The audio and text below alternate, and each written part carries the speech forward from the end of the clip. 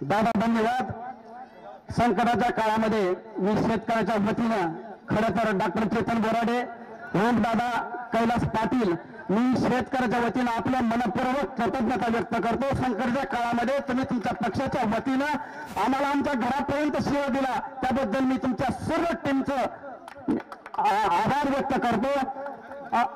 साहेब 70% लोक आम्ही दामचा शेतकरी सर 70% लोकांना आजही रुपया मदत आलेली नाही. तुम्ही ते जागा म्हणता 2000 3000 70% लोकांना बँकेच्या खात्यावर पैसे आलेले नाहीत. त्याला कारणं दिली जातात. तुमचा फार्मर आयडी ऍक्टिव्ह नाहीत. तुम्हाला हजारो शेतकरी देतो फार्मर आयडी ऍक्टिव्ह असतानाही त्याच्या खात्यावर रुपया जमा झालेला नाही. यादी सर फार्मर आयडीची दिगंबर गजरे, योजना बोरे, चंद्रकांत पाटील कुठे फार्मर आयडी ऍक्टिव्ह आहेत, खात्यावर रुपये बी नाही.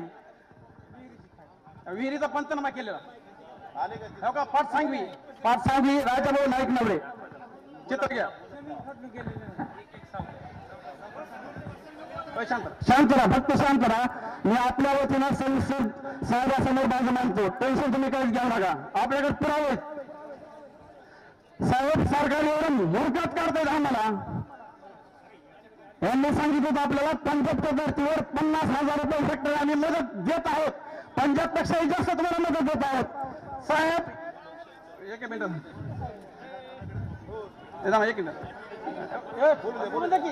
शांत राहा.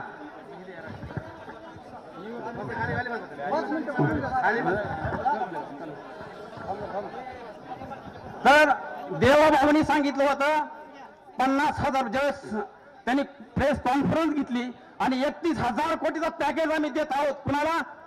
मराठवाड्यातल्या शेतकऱ्याला. ज्यावेळेस त्यांनी पॅकेज डिक्लेअर केलं त्यावेळेस वास्तवात त्यांनी त्यावेळेस सांगितलं की पंजाबच्या शेतकऱ्यापेक्षा आम्ही तुम्हाला जास्त मदत देत आहोत. साहेब आमचा शेतकरी एवढा खुश झाला की दिवाळीच्या आधी आमच्या खात्यावरती पैसे येणार आहेत.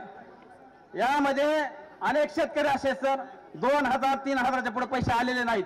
एनडीआरएफ त्यांनी कशानुसार 8,500 त्यांनी 3 तुकडे केलेत. कुणाच्या खात्यावर 5,100, कुणाच्या खात्यावर 3,100 आलेत. ह्याच्या पुढे काय पैसे? मग काय करायचं? एवढी भयान परिस्थिती सर. त्याचे तुम्हाला मी अनेक पुरावे देतो. या ठिकाणी मी नाव आणलेले या ठिकाणी, त्याच्यावर जास्त काही बोलणार नाही. त्यानंतर जसं 2 नंबरचा आमचा मुद्दा आहे. ह्या भूम तालुक्यातील 3 पिकं ही इथली प्रमुख पिकं आहेत. सोयाबीन, कांदा ऊस, तूर ही पिकं आहेत.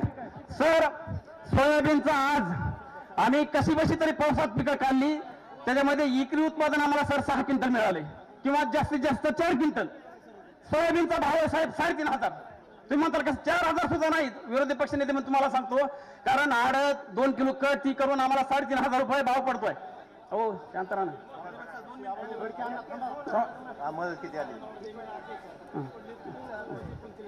हो आहे मी सांगतोय ना. ते आहे मी शॅम्पल सांगितले त्याला उदाहरण दिलेत.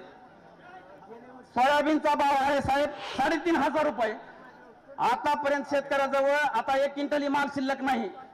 सारा व्यापाराच्या खिशात यांनी माल घातला. जवळजवळ एकरीत 20 ते 25,000 उत्पादन निघलंय. ती बी चुकून ज्यांनी थोडं लक्ष दिलं त्या शेतकऱ्याचं निघलेलं आहे. बाकीचं वाहून गेलेलं आहे पुरा. कारण 100 वर्षामध्ये इथं पाऊस असा झालाच नाही. तुम्ही ज्या हवेने हवा रातभर बंद होता हवे आणि इथून फक्त 3 किलोमीटर उगम आहे. इथं अशी परिस्थिती होती. त्याच्यानंतर खाली काय परिस्थिती असेल? तर 3,500 रुपये भाव असताना सर कमीत कमी ग्लोबल हिशोब सांगितला तर एकरी 25,000 रुपये खर्च आहे सोयाबीनचा आणि आम्हाला पट्टी ती 22,000 रुपये. कसं जगायचं आम्ही? हमी भाव आहे किती सोयाबीनचा हवा भाव? 5,328 रुपये हमी भाव आहे. हमी केंद्र चालू करायचं डोक्यात शासनाच्या अजूनही नाही. 15 नोव्हेंबर पासून 15 नोव्हेंबर पासून हमी केंद्र चालू करायचं त्यांनी आश्वासन दिलंय. पण शेतकऱ्यापाशी 1 क्विंटल माल आज नाही. ही वास्तव आहे साहेब. त्याच्यानंतर कांदा इथलं प्रमुख पीक आहे.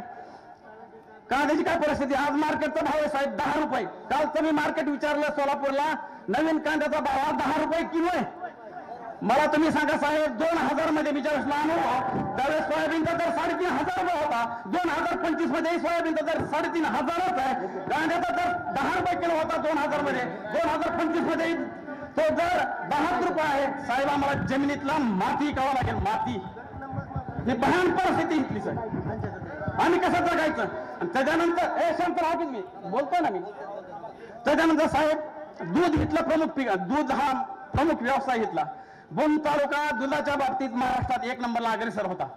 आज दुधाची परिस्थिती अशी तर 25% दूध घेतलं आलंय का तर खुराकाचे भाव डबल झालेत आणि दुधाचे भाव 30-35च्या पुढे जायला तयार नाही.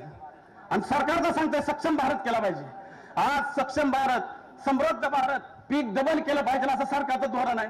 पण माझं स्पष्ट मत आहे, दूध साहेब आम्हाला भाव तुम्ही नका देऊ, पण त्याची दुधाची भेसळ करतात ना लोक 50%, ती कमी करा. आम्हाला आपोआप 70-80 रुपये भाव मिळतोय.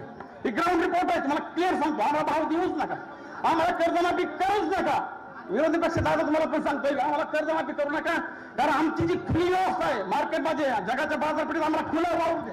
आम्ही कुणाच्या भावाला घेत नाहीत. बरोबर आम्हाला भाव मिळतोय, बरोबर आपल्या बाजारपेठेला भाव मिळतोय. आणि सर्वात दुर्दैव शेवटचा मुद्दा सांगतोय, एक मिनिट 2000ची ज्यावेळेस मागची लोकसभा झाली त्याच्यामध्ये साहेब आपल्याला बरोबरून यश दिलं. आम्ही सर्वांनी मतदान केलं, आपल्याला जागा भरपूर आल्या. 3 महिन्यामध्ये असं काय घडलं की तो आपला सारा पराभव झाला. साहेब आमचा ईव्हीएम आमचा काळीचा विश्वास नाही, बरोबर आहे का? बॅलेट पेपरवर निवडणुका घ्यायच्या की मशीनवर हातवारी करा. बॅलेट पेपरवर निवडणूक घ्यायच्या का मशीनवर, वास्तव आहे साहेब. आणि शेवटी मी जाता साहेब माझ्या लहानपणी जेव्हा माझा बापा कष्टकरी शेतकरी होता त्यावेळेस माझ्या बापाने दयापोरची एक मला कविता शिकवली होती. आज विषाद वाटतो कोणी राबवल्या मनामनाच्या बेड्या, आज विषाद वाटतो कोणी राबवल्या मनामनाच्या बेड्या, गावात हत्तीचा कळप रुतवा तशा दिवाळाकांक्षा रुतलेल्या, शिवेखाली हात होता तरी नाही फोडला हंबरला. साहेब आम्ही कधीच हंबरला फोडला नाही, कधीच आम्ही योजना कोणापुढे मांडलं नाही, पण आज आम्ही तुमच्या समोर हंबरला फोडतोय. कारण शिवेखाली हात होता तरी नाही फोडला हंबरला. किती जन्माची कैद, कुणी निर्मिला हात फोडला, त्या कोणातून बाहेर पाडायचं काम येण्या काळात विरोधी पक्ष म्हणून तुम्हाला करावं लागणार आहे. ही वास्तव आहे. राजकारण गेलं तुलीच, अरे आपला जीव चालला इथं. पक्षापेक्षा बाजूला नाही, जे काम करील आपण त्या पक्षाचा आपण कार्यकर्ते, त्या पक्षाचे आपण शेतकरी. आज आपला जीव चाललाय. म्हणून तुम्हाला सांगतो, जय शांताराम, म्हणून माझी कळकळीची विनंती साहेब की तुम्ही जे आम्हाला पडत्या काळामध्ये सहकार्य केलं, चेतन बोराडे असतील, कैलास पाटील असतील, ओमदादा असतील, यांनी आमच्या घरापर्यंत सीधा पाठवला. सीधा असं आलाय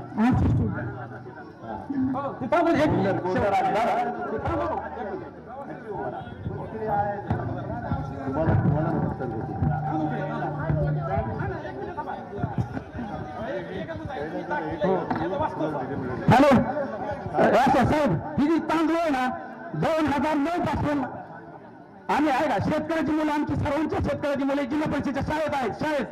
जिल्हा परिषद शाळेमध्ये पालन पोषण म्हणून उत्कृष्ट आहार म्हणून हा तांदूळ दिला जातो. हा उत्कृष्ट आहार आहे का? हे तांदूळ गेली 15 वर्ष ह्याला जनावर सुद्धा खात नाही साहेब. ही जनावर सुद्धा खात नाहीत, लेकर तर खातच नाहीत. शाळेत ह्याच्यामध्ये फार मोठा फार आहे साहेब. ही तांदूळ शाळेत दिला जातो, ती लेकरं खात नाहीत. ही किती वर्ष चालले साहेब? अंगणवाडी, जिल्हा परिषद शाळेत पोषण आहार म्हणून दिला जातो तांदूळ. वास्तव मीडिया इकडे तांदूळ, मीडिया बघा तांदूळ